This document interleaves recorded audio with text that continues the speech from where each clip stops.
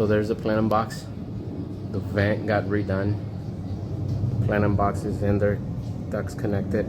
B vent complete. High and low was left how it was. Return air was insulated. And all the ducts are in. Living room, kitchen.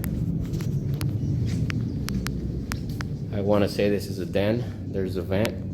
And this is where they're gonna have to do some sort of a little box or a drop ceiling, and it's in the closet, so it shouldn't be too big of a deal. But there's the rest of the ducts. There's the master bath. There's the other bathroom.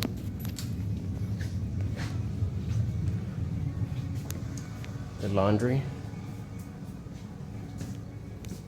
Bedroom. Bedroom. Bedroom,